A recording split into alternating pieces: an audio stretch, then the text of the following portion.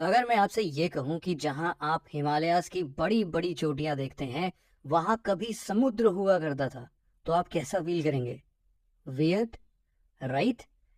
लेकिन दोस्तों, ये सच है कि आज से करीब 500 मिलियन ईयर्स पहले हिमालयाज की जगह पर एक विशाल समुद्र हुआ करता था जिसे हम टेथिस सी के नाम से जानते हैं। हिमालयाज जितना बड़ा है उससे कहीं बड़ी और कॉम्प्लेक्स इसकी हिस्ट्री है। आज के इस वीडियो में हम हिमालयाज के इसी कॉम्प्लेक्स जियोलॉजिकल ओरिजिन को समझने की कोशिश करेंगे। लेकिन इससे पहले आइए देख लेते हैं कि हिमालयाज का हमारे लिए क्या इम्पोर्टेंस है। असल में देखा जाए तो हिमालयाज का लोकेशन भारत के लिए किसी वरदान से कम नहीं है। हिमालयाज की वजह से ना सिर्फ हमें नॉर्थ पोल से आ रही चिली साइबेरियन विंड से प्रोटेक्शन मिलती है, बल्कि मॉनसून से सब कॉन्टिनेंट में होने वाली हैवी रेनफॉल में भी हिमालयाज अहम भूमिका निभाता है। इसके अलावा हिमालयाज इंडिया के लिए चाइना के अगेंस्ट एक फॉर्मिडेबल फिजिकल बैरियर की तरह भी काम करता है। और सिर्फ इतना ही नहीं, हिमालयाज में पाए जाने वाले वाटर स्प्रिंग्स और ग्लेशियर्स फ्रेश वाटर के इम्पोर्टेंट सोर्सेज हैं।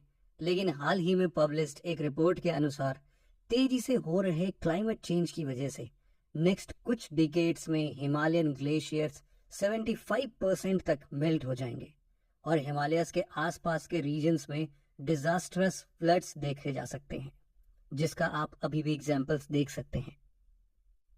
हिमालय की इस प्रेजेंट कंडीशन के बारे में जानकर आप अब ये सोच रहे होंगे कि आखिर हिमालयन रीजन में क्लाइमेट चेंज का इतना बड़ा इम्पैक्ट कैसे पड़ सकता है।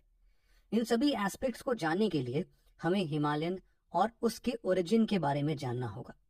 लेकिन इससे पहले कि हम हिमालयस का कॉम्प्लेक्स जियोलॉजिकल हिस्ट्री समझे, आइए ब्रीफली समझने की कोशिश करते हैं कि आखिरकार माउंटेन्स फॉर्म कैसे होते हैं।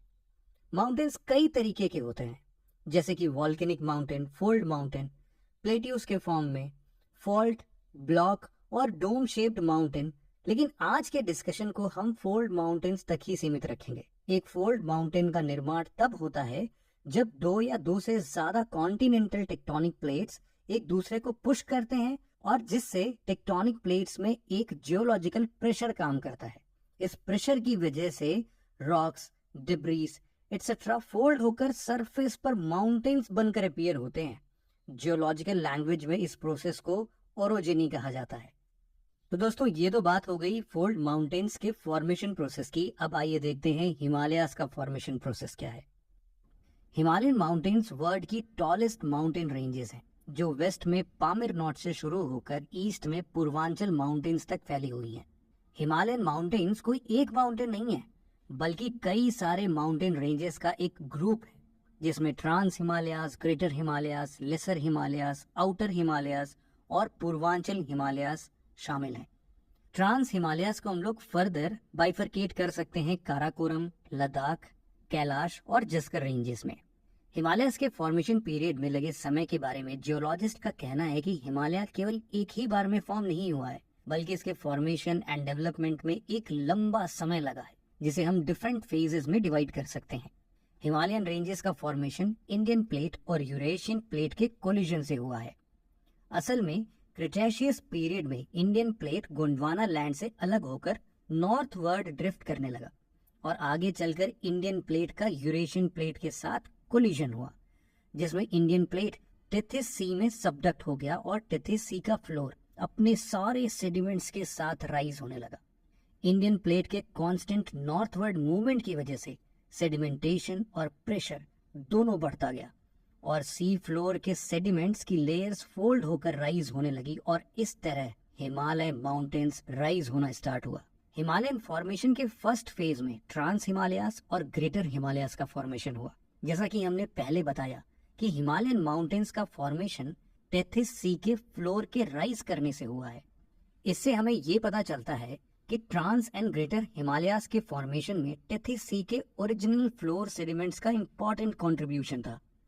असल में काराकोरम रेंजेस में पाई जाने वाली सेडिमेंट्स का कलर ब्लैक होने के पीछे टेथिस सी में पाए जाने वाले लिविंग क्रिएचर्स को माना जाता है, जो अंडर एक्सट्रीम प्रेशर और सेडिमेंटेशन के कारण ब्लैक फॉसिल्स में बदल गए और इस वजह से ट्रांस हिमालयास के ज्यादातर माउंटेन्स ब्लैक अपीयर होते हैं। इसके अलावा ट्रांस हिमालयाज रेंजेस में ग्लेशियर्स के वास्ट रिजर्व्स भी शामिल हैं। वर्ल्ड की सेकंड हाईएस्ट पीक और इंडिया की हाईएस्ट पीक K2, जिसे हम गॉडविन ऑस्टिन के नाम से भी जानते हैं, ये पीक भी ट्रांस हिमालयाज में ही लोकेटेड है।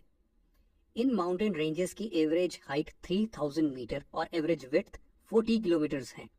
ट्रांस हिमालयाज का ज्यादातर पार्ट तिब्बत रीजन में आता है और इंडिया में ये मेनली जम्मू एंड कश्मीर और लद्दाख रीजन में फैला हुआ है।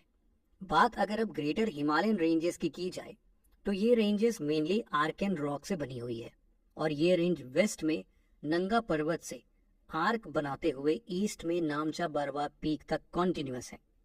जोजिला, बुर्जिल्ला, शिपकेला और नाथुला इस रेंज में लोकेटेड कुछ इंपॉर्टेंट पासेस हैं। इसकी एवरेज हाइट 6100 मीटर्स है, जबकि एवरेज विड्थ अप्रोक्सीमेटली 25 किलोमीटर है। हिमालयन की मैक्सिमम हाईएस्ट पीक जैसे mount Everest, Kanchenjunga, K2, Dhaulagiri, नंगा पर्वत, अन्नपूर्णा इसी रीजन में आते हैं, जिनमें से माउंट एवरेस्ट वर्ल्ड की हाईएस्ट पीक है, जबकि K2 और कंचनजंगा भारत की first and second highest peak है। Trans Himalayas and middle Himalayas के बीच में ही काठमांडू वैली सिचुएटेड है। इंडिया में ग्रेटर हिमालयाज की माउंटेन रेंजेस जम्मू कश्मीर से लेकर सिक्किम तक फैली हुई है। ट्रांस और ग्रेटर हिमालयन रेंजेस के बाद लेसर हिमालयाज या मिडिल हिमालयाज कब फॉर्मेशन हुआ? ट्रांस हिमालयाज के राइज होने के बाद भी इंडियन प्लेट और यूरेशियन प्लेट एक दूसरे से कॉन्टिन्यूअसली कोलाइड कर रही हैं और इसी कॉन्टिन्यूअस कोलिजन की वजह से मेन बाउंड्री फॉल्ट पर deposited sediments folded mountain ranges के रूप में राइज करने लगे, जिसे हम लेसर हिमालयाज के नाम से जानते हैं। पीर पंजाल, धौलाधर, मसूरी रेंज, नाग टिबा और महाभारत रेंजेस लेसर या मिडिल हिमालयाज के कुछ इंपॉर्टेंट रेंजेस हैं। आज के ज्यादातर हिल स्टेशन जहां घूमने जाते हैं, जैसे कि शिमला, मसूरी, रानीखेत, नैनीताल, अल्मोड़ा और दार्जिलिंग, ये सब भी लेसर हिमालयाज में ही लोकेटेड हैं। लेसर हिमालयाज के माउंटेन्स हिमाचल प्रदेश, उत्तराखंड, सिक्किम और अरुणाचल प्रदेश में पाए जाते हैं। ग्रेटर हिमालयाज और लेसर हिमालयाज के बाद आइए बात करते हैं शिवालिक माउंटेन्स के फॉर्मेशन की। शिवालिक रेंजेस का फॉर्मेशन आज से करीब 2 से लेके 20 मिलियन साल पहले हुआ था।